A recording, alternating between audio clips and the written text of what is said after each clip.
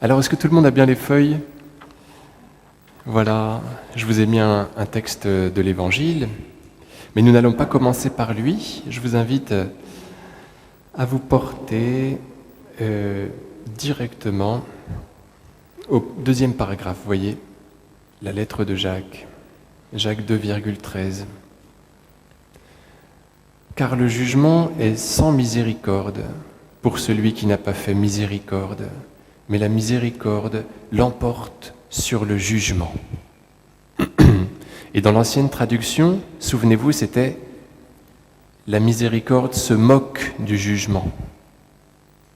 C'est-à-dire que si nous nous pardonnons les uns aux autres, nous n'avons plus rien à craindre. Le jugement ne sera pas pour nous, nous ne serons pas jugés. Nous échappons au jugement du moment que nous nous pardonnons les uns aux autres. Alors vous allez me dire, oui, mais ce n'est pas si facile. Justement, on va voir comment on fait. Et c'est à la suite du Christ qu'on peut se pardonner les uns aux autres. Sinon, ce n'est pas possible. C'est le Seigneur Jésus qui nous donne cette grâce. Et après que nous nous sommes plongés dans cette miséricorde, après que nous avons bien voulu pardonner, eh bien, nous échappons à toute crainte. L'amour chasse la crainte, souvenez-vous de ce que dit Saint Jean dans sa première lettre. La miséricorde se moque du jugement. C'est ce que le Seigneur Jésus, vous savez, nous dit dans le Notre Père, nous demande de prier. Comme nous pardonnons aussi, pardonne-nous nos offenses comme nous pardonnons aussi. Donc si nous nous pardonnons les uns aux autres, eh bien le Seigneur nous pardonnera bien volontiers. Vous noterez que c'est le seul engagement qui est pris de notre part dans le Notre Père. Tout le reste, nous demandons à Dieu que ce soit lui qui fasse. Pardonne-nous nos offenses, etc. Mais nous prenons ce seul engagement-là de la miséricorde. C'est ce qu'il y a de plus difficile. Mais le Seigneur nous aide à le faire. Alors, je commencerai par une petite histoire contée par le curé d'Ars, qui est issu du monde des monastères. Donc il parlait d'un pauvre moine qui était en train de mourir et qui n'avait jamais fait d'action d'éclat en matière d'ascétisme et même de charité.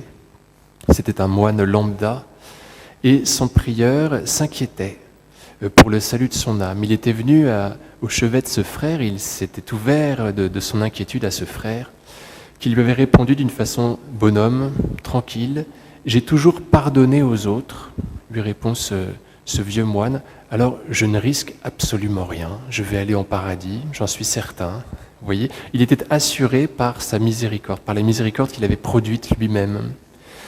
Et donc, même s'il avait fait des péchés, même s'il n'avait pas été un moine brillant, eh bien, il se sentait assuré du paradis.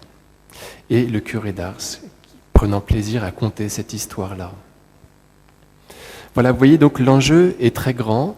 On s'attire vraiment toutes les grâces de Jésus. On devient vraiment ses amis quand nous pardonnons. Il est émerveillé par cela. Il nous fait rentrer dans son intimité à partir de cela.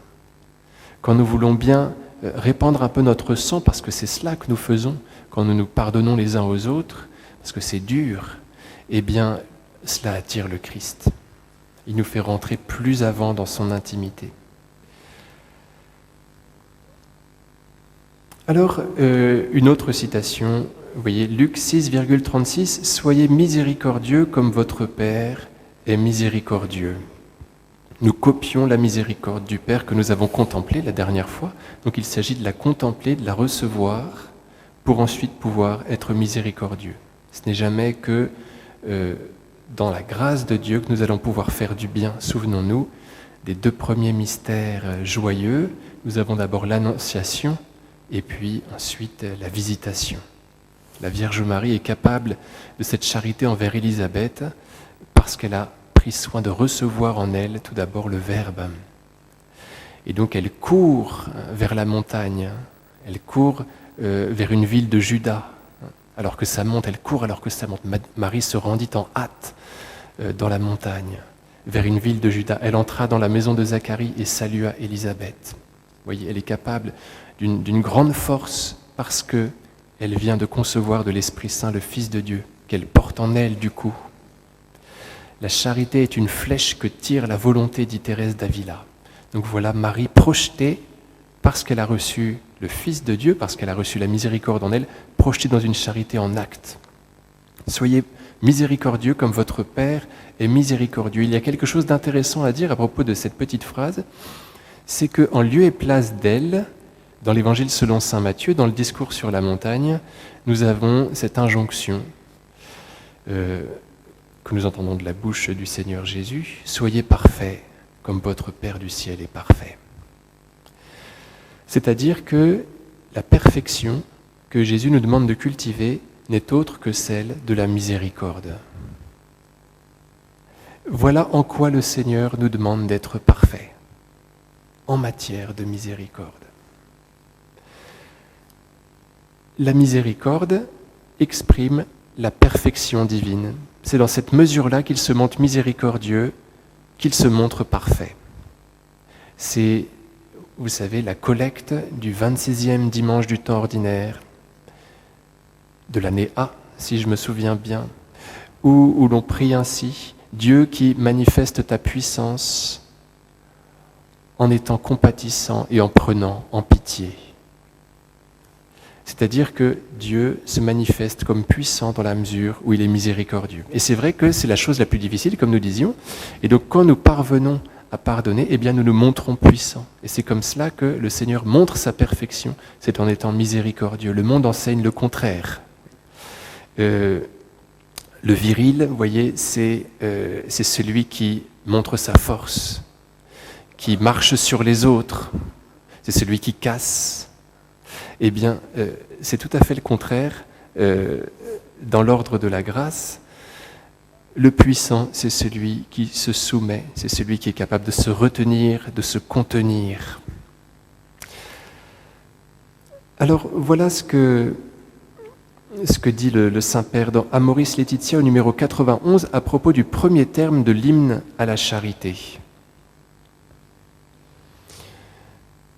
Donc il parle, vous savez, dans ces numéros de la charité, de l'hymne à la charité de saint Paul, qu'on trouve au chapitre 13 de la première lettre aux Corinthiens, que vous connaissez bien.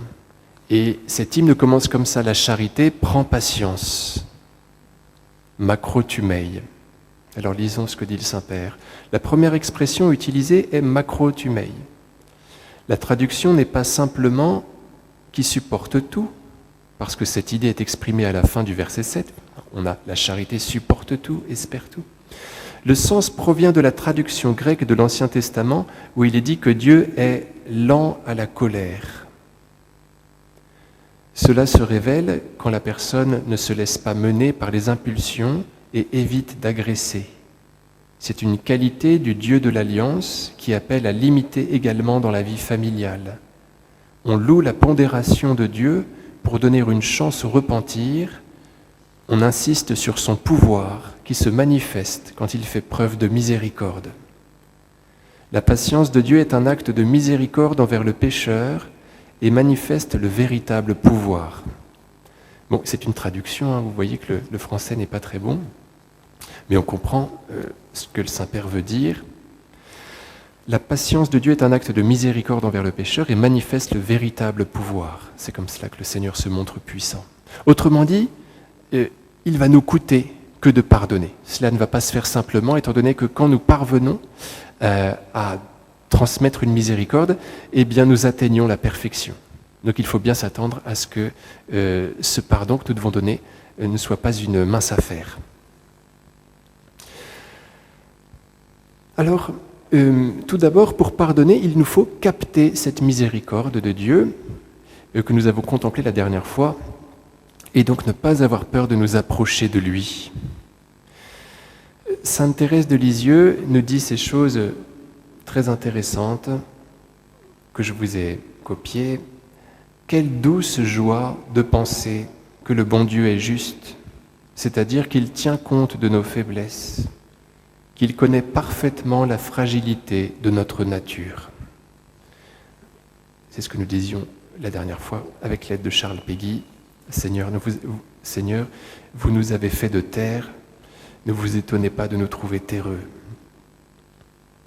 Donc Jésus sait comprend nos chutes, et il ne faudrait pas commettre la deuxième faute d'Adam. Il ne faudrait jamais la commettre. Vous savez, sa première faute fut de croquer dans le fruit de l'arbre défendu. Sa deuxième, même si cela n'est pas décrit comme faute, même si cela n'est pas appelé faute, fut de se cacher de Dieu. Il se défia de lui, et je pense qu'il offensa plus Dieu à ce moment-là que quand il lui désobéit la première fois. Donc Adam se cache dans les arbres du jardin et Dieu est obligé de venir à sa rencontre.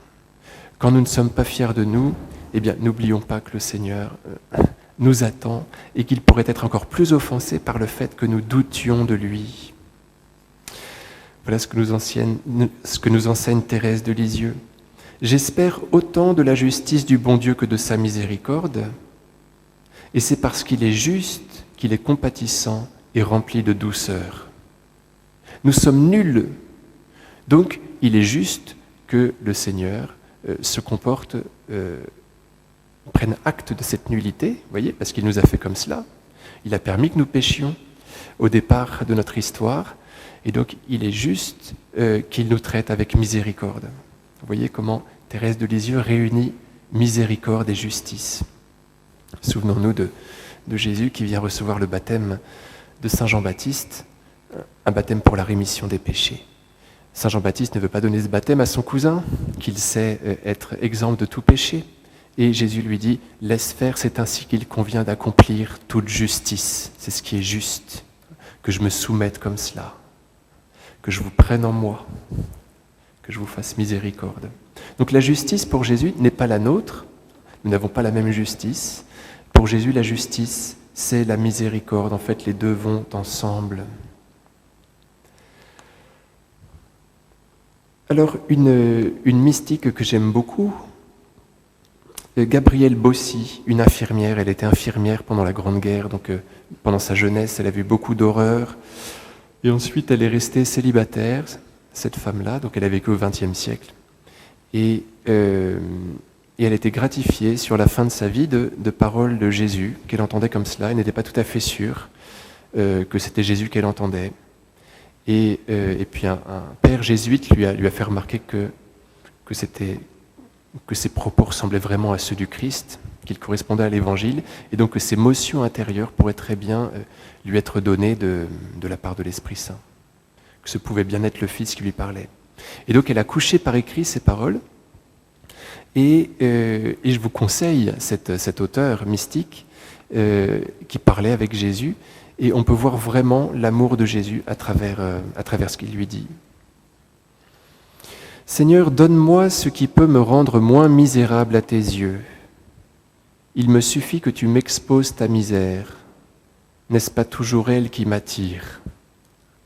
Jésus est le tout, il est l'infini, et nous ne sommes rien. Et donc, vous voyez, la nature a horreur du vide. On pourrait dire que la nature divine a horreur du vide. Et donc, quand un vide lui est présenté humblement, cette nature divine vient s'engouffrer dans ce vide. C'est le mode d'union habituel avec Dieu. Lui est le tout et nous sommes un réceptacle, un vase. C'est comme ça qu'il s'unit à nous. C'est le mode ordinaire que nous avons de nous unir à Dieu, c'est en lui offrant notre béance. Et à ce moment-là, il vient. Donc on reconnaît notre petitesse. On approche de Dieu et il nous emplit dans la mesure où nous confessons notre nullité. Oui, c'est toujours comme ça que ça marche. La prière des laudes commence comme cela. Seigneur, ouvre mes lèvres. Les offices, Dieu vient à mon aide. Autrement dit, je ne vais pas y arriver. Toutes nos prières devraient commencer comme cela, par la confession de notre misère. Donc, c'est justement comme cela que Jésus nous aime. C'est dans cette mesure-là où nous lui offrons notre petitesse, notre faiblesse. Donc, n'ayons pas peur de nous approcher de lui. Elle va lui donner l'occasion de nous emplir. Déjà, comme je le disais la dernière fois, notre approche manifeste notre confiance qui le réjouit, mais la seconde chose qui le réjouit considérablement, c'est qu'il va pouvoir déployer sa puissance en face de notre faiblesse, de notre misère. Alors ce n'est pas pour ça qu'il faut faire des péchés, parce que le Seigneur aime la fidélité, aime qu'on se donne de la peine pour lui, évidemment, mais quand il y a un péché qui a lieu, il faut en prendre acte et puis l'offrir à Jésus en toute simplicité. Et on lui fait plaisir par cette offrande. « Il me suffit que tu m'exposes ta misère, n'est-ce pas toujours elle qui m'attire ?» Vous voyez, c'est comme ça que Gabriel Bossi, que chacun d'entre nous, nous allons pouvoir être moins misérables aux yeux de Jésus, c'est en lui exposant notre misère. Voyez, Seigneur, donne-moi ce qui peut me rendre moins misérable à tes yeux, il me suffit que tu m'exposes ta misère. N'est-ce pas toujours elle qui m'attire ? Autrement dit, c'est comme cela que tu seras moins misérable. C'est comme ça que Jésus voulait traiter avec Sainte Catherine de Sienne. Il lui disait, apprends bien que je suis le tout, que tu n'es rien. Si tu prends bien acte de cela, tu résisteras à toutes les attaques du démon. Parce que le démon a peine à écraser ce qui est tout petit. Vous voyez, c'est comme un microbe ou une fourmi, parfois on ne la voit pas, on ne peut pas l'atteindre. Et parfois, on a beau marcher sur elle, on la trouve toujours vivante, après que nous avons retiré notre pied d'elle, parce qu'elle est toute petite. Donc quand on est tout petit, eh bien, nous attirons la grâce du Seigneur et nous échappons aux tentations, puisque le démon ne nous voit pas. Donc c'est comme cela qu'il enseignait Catherine à échapper à toute attaque en étant toujours toute petite. Et puis nous avons cela chez beaucoup de mystiques, par exemple chez Thérèse de Lisieux, qui disait à l'abbé Roulant qu'elle devait se tenir en tant que zéro juste après le 1, qui était Dieu, pour pouvoir gagner en puissance, parce qu'à ce moment-là, tous les deux, ils devenaient 10. Alors que si elle se tenait devant lui, si elle refusait de le servir en premier, alors il n'était qu'un. Vous voyez, 0, 1. Donc, nous avons chez beaucoup de saints cet enseignement-là, que nous allons pouvoir nous raccorder à Dieu par l'offrande à lui de notre petitesse. Puisque lui est le tout, il va pouvoir s'engouffrer dans notre rien, et c'est le mode ordinaire d'union à Dieu, voyez. Tout simplement. Alors voilà ce que dit Jésus encore. C'est mon délice d'agir dans l'âme humaine, de la combler de ma miséricorde, de la justifier. Voyez, tout cela pour nous inviter à nous approcher de Jésus avec confiance, c'est son plaisir que de nous emplir. N'oublions pas que Jésus, comme je vous l'avais dit la dernière fois, souffre d'une soif inversée, autrement dit de la soif de se donner. Sur la croix, il dit « j'ai soif », et juste après sort de son cœur, sort de son côté, un flot d'eau et de sang. Autrement dit, il n'a pas vraiment soif de boire, étant donné qu'il est déjà plein, il a soif de pouvoir se transmettre. Si tu savais le don de Dieu à la Samaritaine.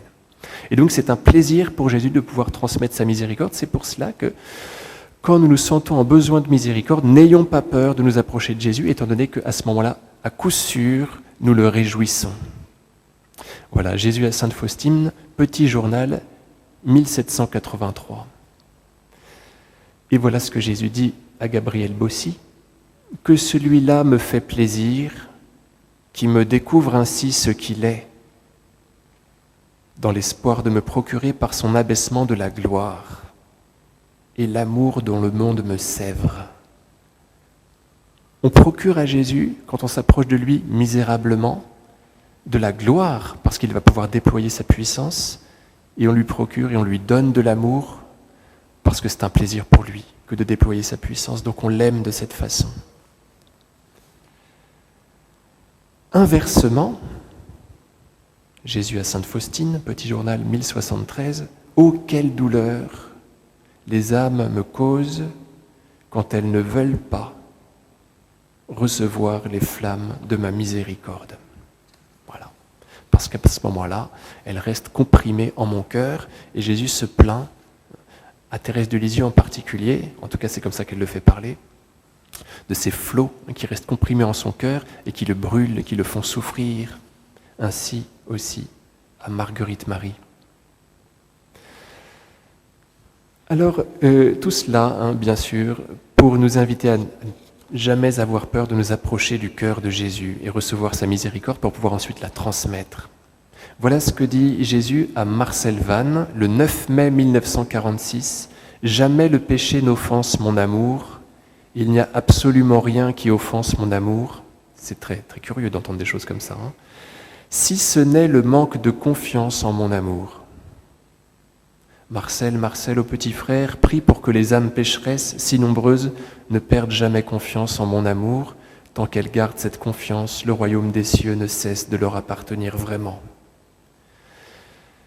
voyez, Jésus disait des choses extrêmement audacieuses à Marcel Vannes, et parfois il lui disait, bon écoute, ne le clame pas trop vite ce que je viens de dire.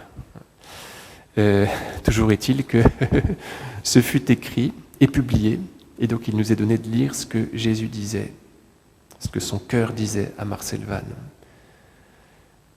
Si ce n'est le manque de confiance en mon amour, il n'y a absolument rien qui offense mon amour, si ce n'est le manque de confiance en mon amour. Donc n'ayons pas peur. Et Thérèse de Lisieux, ce n'est pas parce que le bon Dieu, dans sa prévenante miséricorde, a préservé mon âme du péché mortel, que je m'élève à lui par la confiance et l'amour. Ce sont les derniers mots du manuscrit C.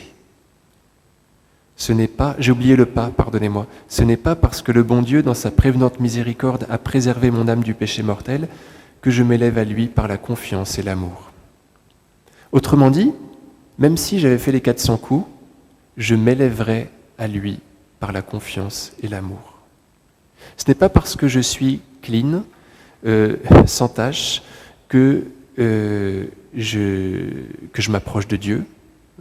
Ce n'est pas pour cette raison. Même si j'avais été une grande pécheresse, je m'approcherai de lui par la confiance et l'amour. Ça se termine comme ça. Oui. Thérèse de Lisieux s'adresse aux pécheurs, vraiment, aux pécheurs que nous sommes, il faut le reconnaître, pour bénéficier de la miséricorde et pour être heureux. Voilà. Vous savez que Thérèse de Lisieux s'inquiétait beaucoup de ne pas avoir fait les 400 coups à cause de ces paroles de l'Évangile. Luc 7, celui à qui on pardonne peu montre peu d'amour. Et le père Pichon, son père spirituel de son adolescence, lui avait dit qu'elle n'avait jamais fait aucun péché mortel. Donc elle était un peu embêtée. Vous voyez, elle se sentait condamnée à démontrer peu d'amour parce qu'on lui avait peu pardonné. Elle avait trouvé une solution. Elle disait qu'elle avait été miséricordiée d'une façon anticipée, que le Seigneur avait retiré les pierres qui étaient sur son chemin pour l'empêcher de tomber. Parce que sinon, certainement qu'elle serait tombée. Donc elle avait été miséricordiée par avance et donc elle était apte à beaucoup aimer. Et donc elle nous invite à nous avancer, quel que soit l'état de notre âme, vers Jésus, vers son cœur, avec confiance et amour.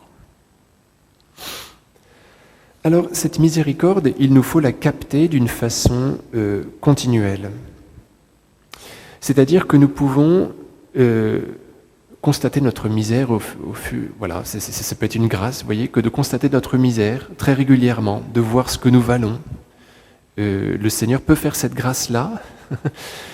Il fait toujours cette autre grâce-là, quand il fait cette grâce-là, de nous montrer notre misère, et bien que nous voulions bien nous adresser avec lui, avec confiance, pour qu'il puisse nous emplir. Donc il peut mettre, vous voyez, des gens dans cette constatation continue de leur péché, doublée d'une offrande continue à sa miséricorde. Donc il faut demander cette grâce-là parce que c'est un emplissement en fait continuel qui nous permet d'être miséricordieux d'une façon continue. Je suis nul, c'est mon état. Jésus, je m'offre à toi tel que je suis, je te reçois au fur et à mesure que je constate ma nullité et je transmets cette miséricorde que tu me donnes. Alors là encore, je ne suis pas en train de vous prêcher de faire les 400 coups, mais tout simplement de demander à Jésus la grâce de constater votre misère. Pour que nous puissions transmettre la miséricorde en continu. Vous savez que Jésus, un jour, s'énerve contre un figuier stérile. Et c'est très curieux parce que c'est l'hiver et que le figuier ne donne des fruits qu'en juillet et août. En tout cas en France, peut-être un petit peu avant, en Terre Sainte. Pourquoi Jésus s'énerve-t-il contre ce pauvre figuier? Pourquoi le maudit-il? C'est bien que Saint Pierre, vous voyez, s'en ouvre à lui le lendemain, lui fait remarquer qu'il n'a pas été très sympa la veille. Parce que le figuier est l'arbre de la miséricorde. Dans l'Écriture sainte, partout cet arbre est l'arbre de la miséricorde. C'est par le biais de ses feuilles que Dieu remédie au malaise d'Adam et Ève après qu'ils ont péché. Vous savez, ils ne connaissent pas, comme le leur avait promis le démon, le bien et le mal, la connaissance. Ils connaissent, c'est le même verbe, ils connaissent qu'ils sont nus. Ils connaissent en fait un profond malaise et Dieu remédie à leur malaise par le biais de sa création, en particulier par les feuilles de figuier. Donc c'est l'arbre de la miséricorde et si Jésus s'énerve contre un figuier qui ne donne pas de fruits, parce que c'est l'hiver, c'est qu'il veut que nous produisions du fruit, de la miséricorde, tout le temps, même quand c'est l'hiver, même quand on a envie de bouder. C'est ça que ça veut dire. Même quand ce n'est pas le temps de la miséricorde, je voudrais que vous en produisiez. Et alors une bonne façon d'être en miséricorde continuelle, c'est de la recevoir continuellement et donc de faire cas à Jésus régulièrement de notre petitesse. Voilà. Ce n'est pas pour nous écraser que Jésus nous montre notre petitesse, c'est pour plus nous emplir, c'est pour que nous l'appelions. Alors, voilà ce que commande Jésus à saint Augustin. Donc, saint Augustin fait parler Jésus ainsi. Si tu attends d'être un ange pour te livrer à l'amour, c'est un passage que vous connaissez certainement. Si tu attends d'être un ange pour te livrer à l'amour, tu ne m'aimeras jamais. Même si tu retombes souvent dans ces fautes que tu voudrais ne jamais commettre, même si tu es lâche dans la pratique de la vertu, je ne te permets pas de ne pas m'aimer. Aime-moi tel que tu es. Voilà, aime-moi tel que tu es. C'est la phrase qu'il nous faut retenir. N'allègue pas ta misère, ton indigence, car si tu les connaissais pleinement, tu mourrais de douleur. Cela seul qui pourrait me blesser le cœur, ce serait de te voir douter et manquer de confiance. Je veux que tu penses à moi à chaque heure du jour et de la nuit. Je ne veux pas que tu fasses l'action la plus insignifiante pour un motif autre que l'amour. Aime-moi tel que tu es. Tu es nul, aime-moi comme ça. Viens à moi, tel que tu es. Alors, deux citations intéressantes de sainte Élisabeth de la Trinité, après nous passerons à l'Évangile. Écoutez ce que le Maître vous dit. Laisse-toi aimer plus que ceci. C'est-à-dire sans craindre qu'aucun obstacle n'y soit obstacle. Car je suis libre d'épancher mon amour en qui il me plaît. Laisse-toi aimer plus que ceci. C'est ta vocation. C'est en y étant fidèle que tu me rendras heureux, car tu magnifieras la puissance de mon amour. Cet amour saura refaire ce que tu aurais défait. C'est très très beau, n'est-ce pas? Laisse-moi t'aimer plus que ceci, c'est-à-dire sans craindre qu'aucun obstacle n'y soit obstacle.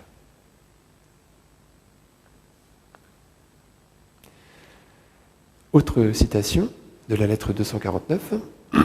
Ne vous laissez jamais abattre par la pensée de vos misères. Le grand saint Paul dit, où le péché abonde, la grâce surabonde. Il me semble que l'âme la plus faible, même la plus coupable, est celle qui a le plus lieu d'espérer. Et cet acte qu'elle fait pour s'oublier et se jeter dans les bras de Dieu le glorifie et lui donne plus de joie que tous les retours sur elle-même et tous les examens qui la font vivre avec ses infirmités, tandis qu'elle possède au centre d'elle-même un sauveur qui veut à toute minute la purifier. Voilà, à méditer.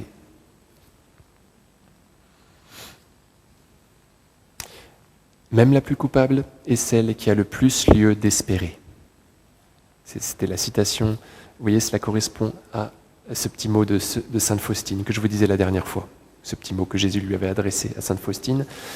Le pécheur est celui qui a le plus droit à ma miséricorde. Plus le pécheur est grand, plus il a droit à ma miséricorde. Alors même si nous n'avons pas fait les 400 coups, il nous faut reconnaître considérablement pécheurs, d'une façon anticipée, vous voyez, pour que cette miséricorde nous emplisse, pour que nous nous considérions redevables infiniment et que nous soyons capables de faire beaucoup de bien. Donc même si nous sommes assez tranquilles, même si nous n'avons pas trop dévié, il faut considérer que tout est grâce. Et Marie fonctionne comme cela, vous voyez, la charité de Marie fonctionne comme cela. Marie est miséricordiée par avance, et même par grande avance, puisqu'elle est exempte du péché originel. Donc elle a été purifiée dès le départ, mais elle est miséricordiée, elle aussi, comme tout le monde, voyez. Pleine de grâce, ayant été remplie de grâce. Je te salue pleine de grâce. C'est là que se cache le dogme de l'Immaculée Conception. Ayant été remplie de grâce et l'étant encore aujourd'hui, c'est ce que signifie en grec le mot kéraritomene. Je vous salue pleine de grâce. Je vous salue, ayant été remplie de grâce et l'étant encore aujourd'hui. Autrement dit, vous l'avez été dès le départ. Donc Marie a été graciée dès le départ et c'est comme cela qu'elle nous aime, parce que graciée. Sinon, ce serait la diviniser, si on la considérait comme source de son propre amour. Or, elle n'échappe pas à ce schéma humain, voyez, qui consiste à puiser pour ensuite transmettre. Alors, nous allons regarder maintenant l'Évangile. Matthieu 18, 22. Jésus lui répondit, « Je ne te dis pas jusqu'à 7 fois, mais jusqu'à 70 fois 7 fois. Qui est celui ?»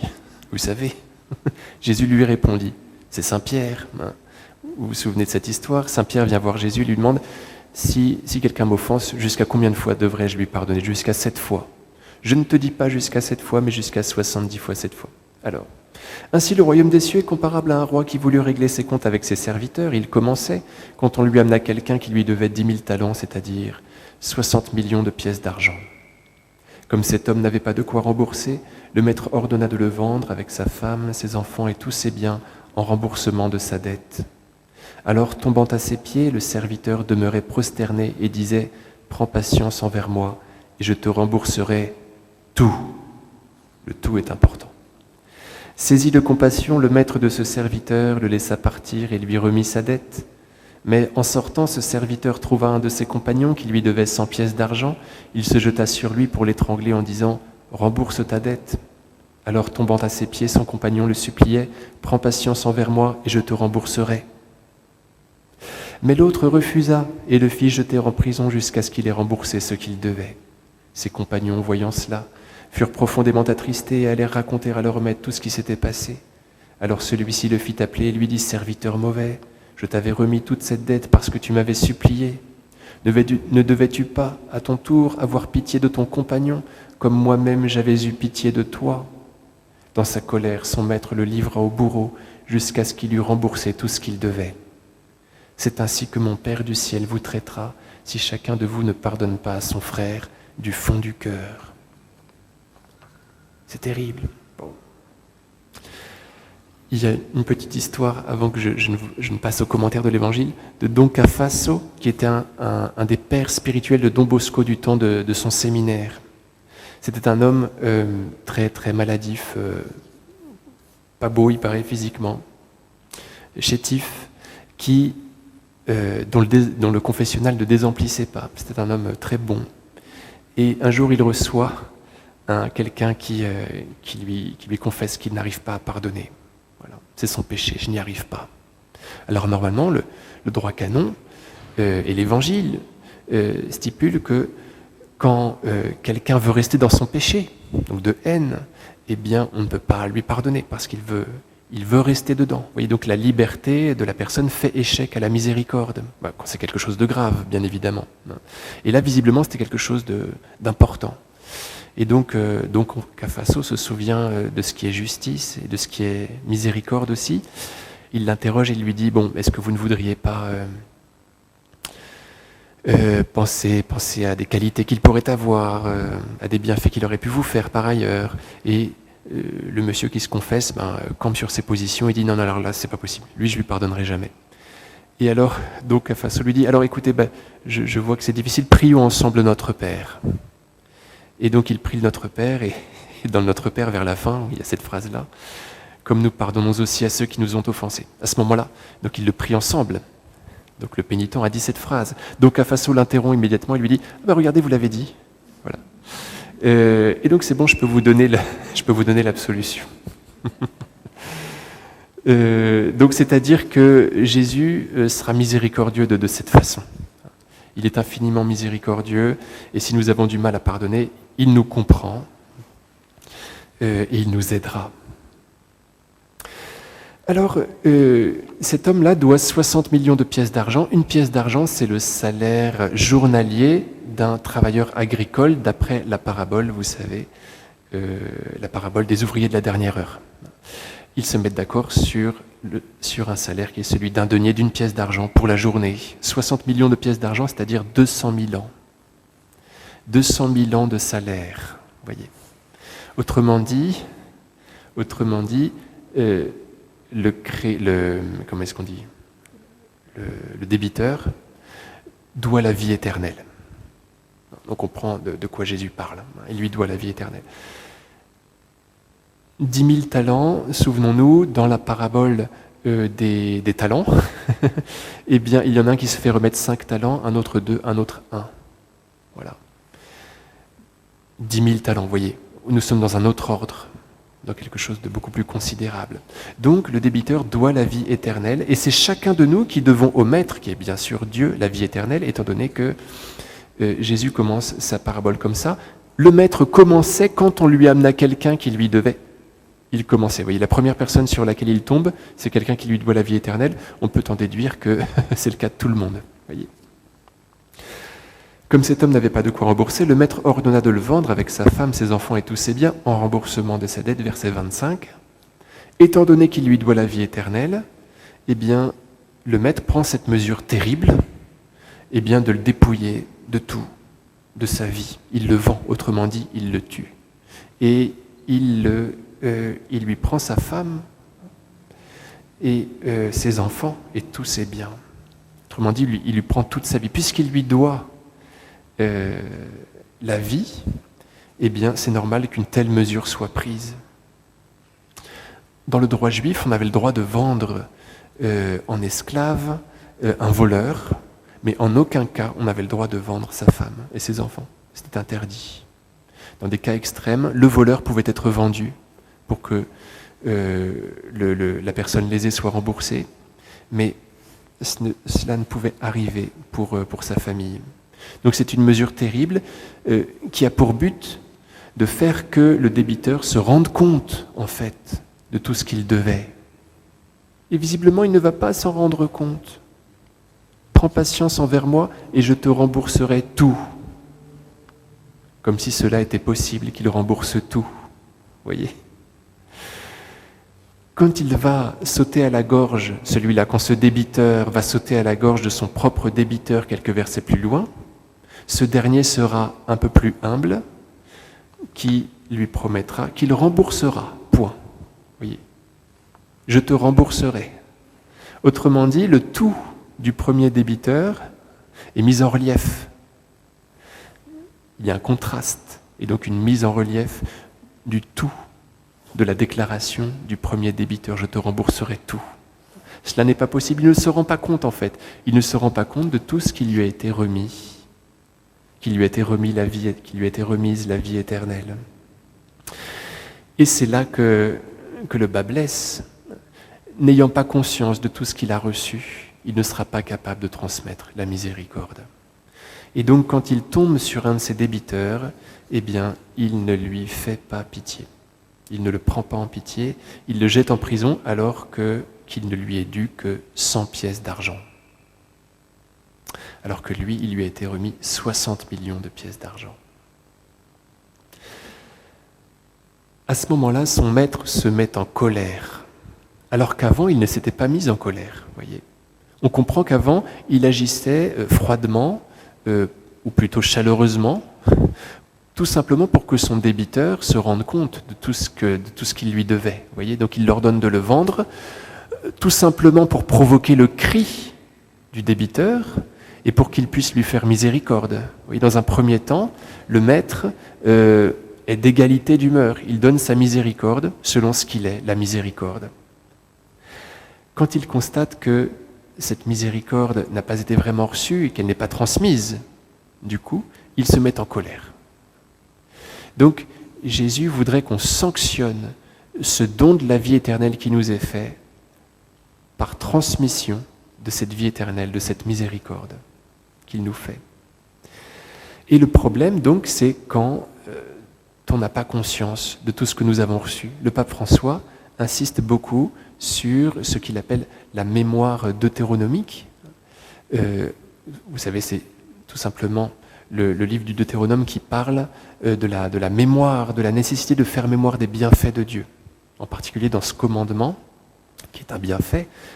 En Deutéronome 6, vous savez, tu aimeras le Seigneur ton Dieu de tout ton cœur, de toute ton âme, de toute ta force. Voilà. Ces commandements resteront gravés dans ton cœur. Tu en feras mémoire.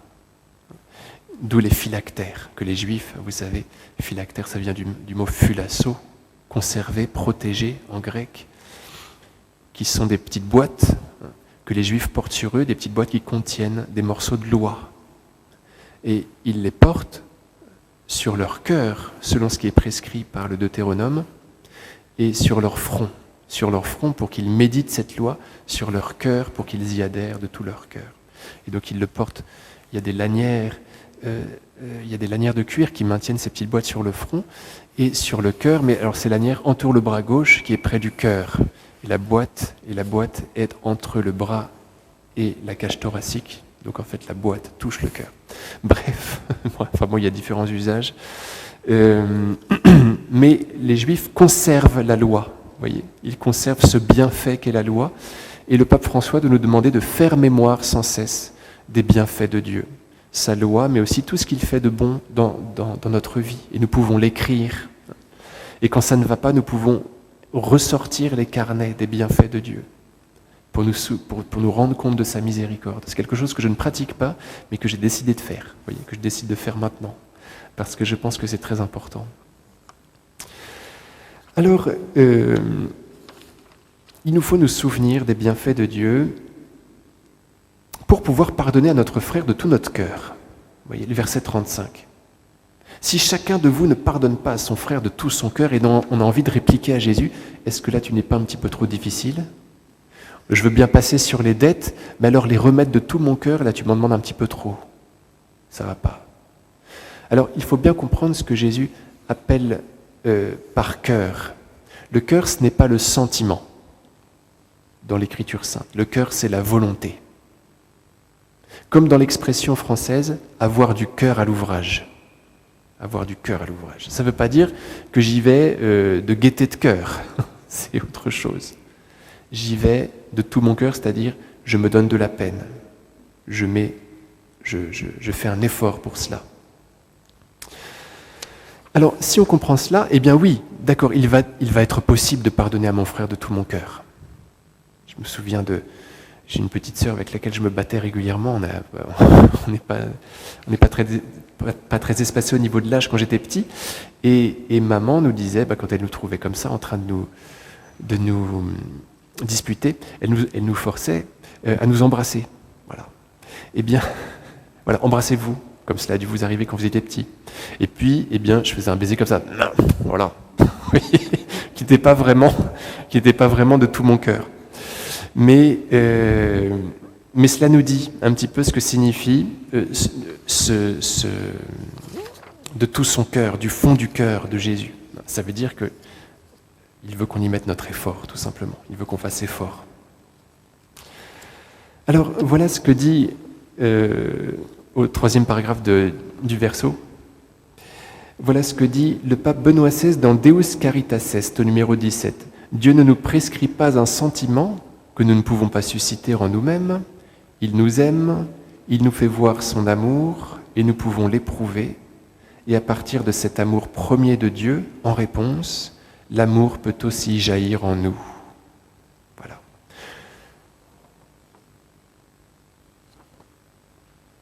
Jésus à Sœur Faustine, le 2 mars 1938, le sentiment n'est pas toujours en ton pouvoir, tu sauras si tu as de l'amour pour eux, si tu ne perds pas la paix au milieu des peines et des contradictions, si tu pries pour ceux qui te font souffrir et si tu leur veux du bien. Voyez. Donc les deux disent la même chose, le pape émérite et Sainte Faustine, Jésus à Sainte Faustine, voyez. Dieu ne nous prescrit pas un sentiment que nous ne pouvons pas susciter. Le sentiment n'est pas toujours en ton pouvoir, c'est normal. Par contre, tu peux y aller de tout ton cœur quand même. Dans le livre du Deutéronome, au chapitre 6, le commandement de l'amour de Dieu est un commandement d'effort pour aimer Dieu. Tu aimeras le Seigneur ton Dieu de tout ton cœur, de toute ton âme, de tout ton esprit et de toute ta force. Alors, de tout ton cœur, on a dit de quoi il s'agissait. De toute ton âme, c'est-à-dire de toute ta personne. Tu dois te consacrer à lui. De tout ton esprit, c'est-à-dire que tu dois le faire habiter tes pensées. Et ensuite, en hébreu, c'est de tout ton trait, de tout ton meod. Ça a été traduit en français par de toute ta force. Ça a été traduit, par Saint Jérôme et par les traducteurs grecs par force. Mais en hébreu, c'est meod, de tout ton trait. Autrement dit, c'est comme si Dieu ne savait plus quoi dire à la fin. Tu aimeras le Seigneur, ton Dieu, de tout ton cœur, de toute ton âme, de tout ton esprit, de tout ton trait, le maximum. Et on comprend qu'il s'agit d'efforts. S'il ne s'agissait pas d'efforts, ce ne serait pas un commandement. Si Jésus nous commande ce commandement, nous fait ce commandement de l'amour du prochain, c'est qu'il y a quelque chose de difficile dans cet amour. Sinon, il ne nous le commanderait pas. Voilà, Mère Teresa commandait, prescrivait un amour jusqu'à ce que ça fasse mal à ses sœurs missionnaires de la charité. Alors, Mère Teresa, vous savez, se trouvait hypocrite de sourire jusqu'à ce que le Seigneur lui fasse comprendre qu'en fait, elle n'était pas hypocrite, qu'elle était en pleine charité, au contraire. Elle prenait sur elle, elle offrait un visage ouvert alors qu'elle aurait préféré bouder et être fatiguée. Donc c'est pour ça, vous voyez, qu'on peut forcer le trait. Dans cet effort d'amour, on peut aller jusqu'à sourire. Cela va jusque-là. Alors, le curé d'Ars, le cœur des saints n'a point de fiel. Ceux qui conservent la rancune sont malheureux. Alors, comment est-ce qu'on peut faire pour faire partir tout cela ? Eh bien, c'est l'essence du combat spirituel. Ces pensées qui nous font mal, on sait déjà qu'elles ne viennent pas de Dieu parce qu'elles nous font mal. C'est saint Ignace qui nous enseigne cela. Ce qui nous trouble ne peut pas venir de Dieu, ne peut pas venir de l'esprit du bien. Cela vient de l'esprit du mal, parce que cela nous trouble.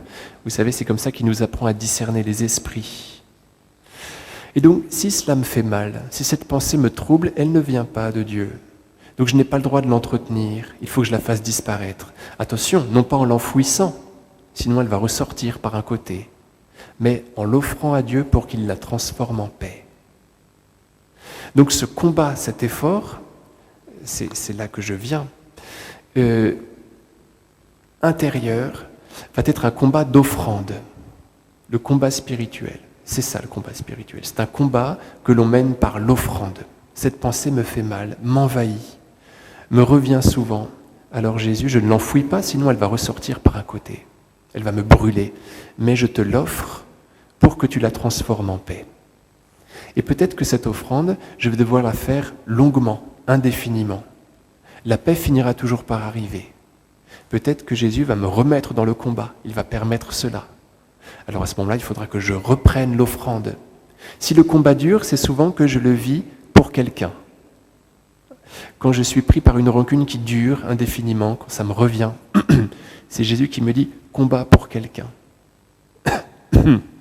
Ton offrande va soulager quelqu'un. Vous savez que nous sommes membres les uns des autres. C'était le thème des conférences de l'an dernier. C'est-à-dire que si nous sommes réconfortés par Jésus, eh bien, ce réconfort atteindra quelqu'un d'autre.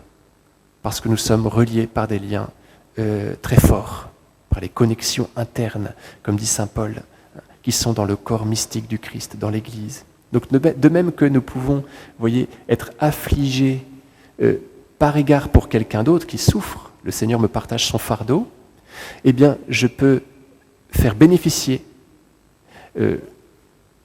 d'autres personnes du réconfort que le Seigneur me donne. Voilà. Et donc, quand le Seigneur me fait vivre quelque chose de difficile, quand je suis envahi par des pensées, eh bien, je vais m'en sortir comme ça. Et je vais faire sortir du lavomatique d'autres personnes de cette façon. Donc, le combat spirituel n'est jamais pour soi. Quoi, bien sûr que si. Mais quand cela dure, il faut comprendre qu'on combat pour quelqu'un d'autre. Que je cherche la paix, que j'ai besoin de puiser beaucoup de paix, étant donné que je dois en transmettre à d'autres. Je dois transmettre cette paix.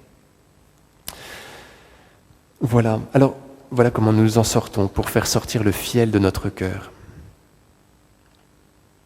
Alors, toujours dans cette histoire d'effort, sainte Jeanne Jugan, prêchante à ses sœurs, c'est vrai, il faut toujours sourire. Ce n'est pas facile avec des personnes qui souffrent, ou bien avec celles qui ont un caractère aigri. Seul l'amour nous permet de surmonter des réactions un peu vives et de toujours faire bonne figure. J'aimais bien faire chanter aux novices ce que j'appelais le chant de la bonne figure. Jeanne Jugan, fondatrice des Petites Sœurs des Pauvres, vous savez, s'est fait voler son œuvre. C'est ce qu'elle avait dit à l'abbé Lepailleur, qui avait voulu prendre toute la gloire de cette œuvre. Donc il avait réclus la pauvre Jeanne Jugan à la maison mère, il en avait fait la maîtresse des novices, et lui avait changé l'histoire des petites sœurs des pauvres. Il avait instauré une nouvelle histoire qui disait que c'était lui le fondateur des petites sœurs des pauvres, le pauvre. Vous voyez, il a voulu être glorifié, voilà ce qu'il a laissé à la postérité, hein, c'est terrifiant. On le connaît que à cause de ça. Donc celui qui s'élève sera abaissé, voilà. Alors il a eu de la chance, il a été abaissé de son vivant. C'est-à-dire que Rome s'est aperçu de ce qui se passait et lui a demandé de venir faire pénitence en Italie. Voilà. Donc il a pu, vous voyez, finalement il s'est rabaissé. Donc au ciel il sera peut-être très haut à cause de cette humiliation. Toujours est-il que Jeanne Jugan, étant récluse à la maison mère et formant les novices, eh bien, les incitait à toujours sourire, même quand ce n'est pas facile, même quand on n'en a pas envie. Encore Jeanne Jugan. Un monsieur de Dinan, à qui je demandais l'aumône pour mes bonnes vieilles, était tellement agacé par mon insistance qu'il se laissa aller à me donner un soufflet. Sans me décourager, je lui tends l'autre joue, comme le Seigneur nous le demande, en lui disant « Ceci est pour moi, mais ensuite, monsieur, vous me donnerez bien quelque chose pour mes pauvres. » Donc, elle a fait preuve d'une très grande miséricorde. Vous voyez cette Jeanne Jugan qui était capable de faire de l'humour avec quelqu'un qui venait de la gifler et de lui présenter l'autre joue. Il faut le faire. Hein. Bon, il faut recevoir beaucoup de miséricorde pour pouvoir faire ce genre de choses. J'ai mis cette citation pour qu'on admire le courage de cette sainte et pour vous parler un petit peu de l'autre joue. Très rapidement, présenter l'autre joue, cela ne veut pas dire chercher une autre gifle. Étant donné que Jésus, pendant son procès, va répliquer à celui qui lui donne une gifle. C'est devant le grand prêtre. Il y a un soldat qui lui donne une gifle avec un instrument à gifle, donc il doit être très blessé par ça. Et Jésus lui dit: si j'ai mal parlé, montre ce que j'ai dit de mal, mais si j'ai bien parlé, pourquoi me frappes-tu? Donc Jésus réplique. Autrement dit, quand dans le discours sur la montagne, il nous demande de bien vouloir présenter l'autre joue, cela ne veut pas dire qu'il ne faut pas répliquer, ne jamais se défendre. Cela veut dire présente la partie non blessée, pour que l'autre n'ait pas peur de revenir dans la relation qu'il a rompue par son péché, par son offense. Si tu lui montres qu'en fait ça va, que tu ne lui tiens pas rigueur de ce qu'il t'a fait, il n'aura pas peur de t'approcher. Il va revenir vers toi. Donc en fait, vous voyez, ce commandement de la présentation de l'autre joue, c'est le commandement de ne point bouder. Et ce n'est pas un commandement facile, parce qu'on a envie de profiter, vous voyez. On a envie de faire valoir nos droits, de régler nos comptes. Mais Jésus nous dit, non, immédiatement, présente l'autre joue, montre que ça va pour que l'autre ait courage et pour que la relation soit rétablie. Il faut beaucoup de courage pour ce genre de choses. Et je pense que c'est précisément cette présentation-là, vous voyez, de non-bouderie que pratique Sainte Jeanne Jugan. Elle se fait gifler, elle pourrait s'enfuir. Elle reste là en disant « Tout va bien, cher monsieur, c'est pour moi, maintenant pour mes pauvres. » Vous voyez, donc elle fait de l'humour. Elle lui montre qu'en fait, ça va. Et donc, le Seigneur nous demande cette miséricorde-là. Vous voyez, d'abord la miséricorde intérieure. J'essaye de faire taire ce fiel qui est en moi. Et puis, ensuite, extérieur, c'est-à-dire que je vais essayer de répartir par de la charité. Et ce n'est pas simple. Hein. Mais si on puise bien l'amour de Jésus, eh bien c'est quelque chose de possible. Voilà. C'est Jésus qui fait en fait à travers nous. Souvenez-vous, quand il est crucifié, en Luc 23, il dit « Père, pardonne-leur, ils ne savent pas ce qu'ils font. » Donc il leur cherche des excuses à ses bourreaux au moment où il a le plus mal. Et il demande à son Père de faire le travail du pardon. Si Jésus s'est confié à son Père pour être capable de pardonner, a fortiori nous devons puiser en Jésus pour être capable de faire quelque chose. Donc en fait, c'est Jésus qui va faire à travers nous. Donc si on lui demande sa grâce, eh bien on va être capable de faire ce genre de choses, comme Jeanne Jugan. Alors toujours, dans l'exercice du pardon, voilà ce que nous pouvons, il me reste 1 minute, voilà ce que nous pouvons prêcher à partir de Marcel Vannes. Voilà ce que Jésus lui disait le 20 avril 1946. Ainsi donc, quand le frère Marc te parle durement, c'est moi qui dois l'endurer puisque tu ne fais plus qu'un avec moi. Alors pourquoi oses-tu t'occuper de ce qui me regarde ? Je m'en charge pour toi. D'ailleurs, c'est là exclusivement mon affaire et non pas la tienne. Donc, considérez que notre union avec Jésus est telle, si on le veut bien, que c'est Jésus qui subit l'offense qui nous est faite. Et les choses vont beaucoup mieux à partir de là. Jésus souffre, il me dit du coup sa compassion. Je ne suis pas tout seul, c'est déjà pas mal. Mais c'est lui qui prend en charge l'affaire. Il explique à Marcel Vannes qu'il est le premier concerné, finalement. Et donc cela est très réconfortant, c'est lui qui va régler nos comptes. Voilà. Et parfois il le fait d'une façon plus musclée qu'on ne pourrait penser. Jésus agit vraiment, parfois il corrige le méchant, et donc on n'a jamais tort de lui confier notre cause à Jésus. On se rendra compte plus tard qu'on a bien fait de faire miséricorde, mais déjà sur terre, Jésus règle les choses concrètement aussi. Quand on a pu se confier en lui et renoncer à la violence et à la vengeance, Jésus fait vraiment quelque chose dans le camp adverse. Il confond la personne. Alors, parfois il nous le montre, et il faut essayer de résister à la tentation de nous réjouir de ce qui pourrait arriver à notre méchant, vous voyez. Mais il est très rassurant, très réconfortant de savoir que Jésus ne peut que s'occuper de quelqu'un qui se confie en lui radicalement. Alors, quelques paroles de l'Écriture sainte. « Moi, comme un sourd, je n'entends rien. Comme un muet, je n'ouvre pas la bouche. Pareil à celui qui n'entend pas, qui n'a pas de réplique à la bouche. C'est toi que j'espère, Seigneur. Seigneur mon Dieu, toi, tu répondras. Maintenant, que puis-je attendre, Seigneur? Elle est en toi mon espérance. Délivre-moi de tous mes péchés. Épargne-moi les injures des fous. Je me suis tu, je n'ouvre pas la bouche, car c'est toi qui es à l'œuvre. » Vous voyez, Jésus nous venge, il s'occupe de nous, et cela nous permet d'abandonner, voyez, nos problèmes, nos offenses. Quel confort quand on a atteint cette certitude-là que Jésus prend tout en main. Je n'ai pas besoin de régler mes comptes, il va faire pour moi. Que le Seigneur nous fasse la grâce d'une telle confiance dans laquelle on trouve le repos vraiment. Voilà, alors après il y a toutes les miséricordes de la langue. On fait miséricorde aussi dans la mesure, pardon c'est très fouillis mon affaire, mais j'ai quelques idées comme ça que j'ai jetées par écrit. On fait miséricorde dans la mesure où on se tait. Puisqu'on peut faire beaucoup de mal par la langue, eh bien, on peut faire du bien par la langue, en utilisant notre langue, la bénédiction.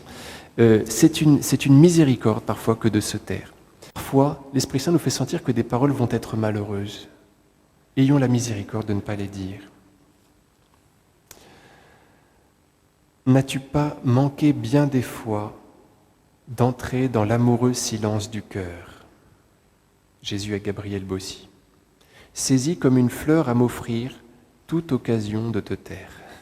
Je ne sais pas trop pourquoi j'ai terminé comme ça sur le silence, mais je pense que on permet à l'autre de se déployer. Vous voyez, quand on se tait, on lui offre cette miséricorde-là, qu'il puisse me parler plus.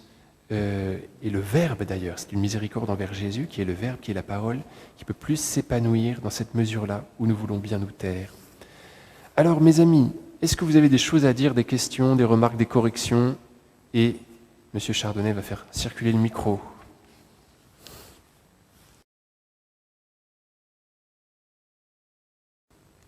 Le péché, le blasphème contre l'Esprit Saint qui n'aura pas de rémission. C'est très dur à entendre, c'est vrai. Alors, et c'est très logique et réconfortant, vous allez voir. Jean-Paul II explique cela dans Dominum et Vivificantem. C'est sur l'Esprit Saint. Et je pense que c'est au numéro 24, quoi, il me semble. Voilà. Il parle du péché contre l'Esprit Saint. L'Esprit Saint est la troisième personne de la Trinité qui nous fait, vous savez, nous comporter comme fils, qui nous fait avoir confiance en Dieu. Péché contre l'Esprit Saint, c'est contredire cette impulsion filiale d'affiliation. C'est-à-dire dire au Père, je me débrouille tout seul, je ne suis pas ton fils, je me débrouille tout seul. C'est décider de ne plus avoir confiance en lui. Et à ce moment-là, Dieu, qui respecte notre liberté, qui veut bien qu'on se débrouille tout seul, qu'on n'ait plus besoin de sa miséricorde, eh bien, ne nous donne pas sa miséricorde, qui est mise en échec par le fait qu'on lui a dit non. Vous voyez, donc le péché contre l'Esprit Saint, c'est dire non à l'Esprit Saint qui aimerait bien prier en moi, Abba Père. C'est la contradiction de cette prière intérieure. Vous voyez, c'est tout simplement ça. Donc, c'est pour cela qu'il n'y a pas de rémission pour le péché contre l'Esprit Saint. C'est un péché, en fait, qui dit non à la miséricorde, qui dit non, je ne suis plus ton fils. Donc, Dieu, qui respecte notre liberté, eh bien, qui nous aime au point de ne jamais nous contraindre, eh bien, nous laisse partir. Voilà. Après, il faut croire qu'il faut vraiment persévérer là-dedans. Vous voyez, il faut vraiment les anges déchus, les démons, ont posé un acte en parfaite connaissance de cause. C'est pour ça que cet acte est irrémédiable. Pour que le péché contre l'Esprit Saint soit irrémédiable, il faudrait qu'il soit posé à un moment donné où je suis complètement conscient de ce à quoi m'engage cette renonciation à l'Esprit Saint.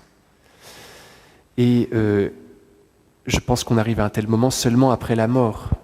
Avant, on n'est jamais vraiment capable de pécher contre l'Esprit Saint.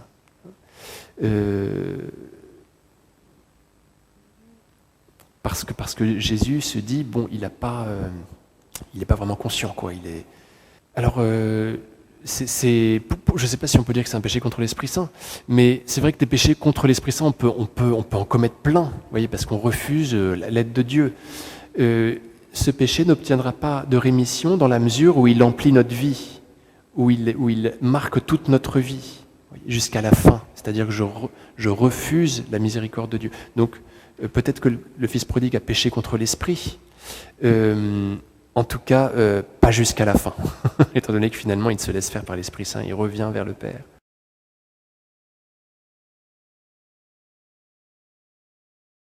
Oui, merci beaucoup. Est-ce qu'il faut se laisser marcher sur les pieds, quoi? C'est ça, hein, jusqu'au bout. Je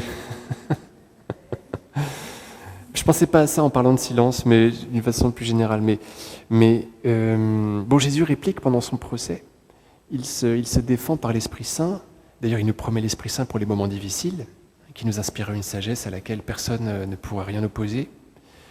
Et donc, l'Esprit Saint nous fait parler. C'est Jean 3,34, celui qui est envoyé par Dieu, dit les paroles de Dieu, car Dieu lui donne l'Esprit sans compter. Donc, l'Esprit Saint que Jésus nous promet, certainement qu'il nous fait parler, qu'il nous fait avoir de la répartie. Et cet Esprit Saint, eh bien, nous l'avons dormant en nous, avec d'autant plus de profusion que nous avons reçu le sacrement de la confirmation. Et donc oui, parfois, il faut voir ce que l'Esprit Saint nous inspire. Ah ouais, c'est ça. C'est au cas par cas. Hein, c'est rarement des réponses cinglantes. Et on peut, parfois, oui, c'est une petite réponse. J'écoute l'Esprit Saint, je dis un truc et je peux en être déçu. Me dire, bon, j'ai pas assez répondu, je suis pas assez rentré dans le lard. Et en fait, c'était vraiment l'Esprit Saint, et on va se rendre compte que cette parole, qui nous a semblé trop douce, finalement va porter du fruit. Elle va rentrer dans le cœur. C'est difficile de prêcher une miséricorde sans Jésus, hein, qui est la miséricorde. C'est quand même pas simple. On peut peut-être faire passer ce message-là, qu'on a tous constaté qu'on était vainqueurs plus facilement du mal par le bien, que quand on répondait par un coup, il y avait une escalade de violence. Et c'est ce qu'on craint en ce moment, voyez, pour la guerre, voilà. Pour qu'elle n'ait pas lieu, on prie pour qu'il y ait un maintien, pour qu'il n'y ait pas d'escalade. Et donc on peut faire comprendre ça, vous voyez, on peut dire ça déjà. Tu peux désamorcer une bombe en étant sympathique, tu vas le surprendre, tu vas être plus fort que lui, en te contenant. On peut prêcher ça. Vous voyez, cette virilité-là de la continence. Eh bien écoutez, merci beaucoup pour votre écoute. J'espère vous avoir nourri un minimum. Et puis, ah oui, alors, vous savez, cher monsieur Chardonnay, j'ai oublié de... Alors, qu'est-ce que je pourrais vous poser comme question à partir de tout cela? Est-ce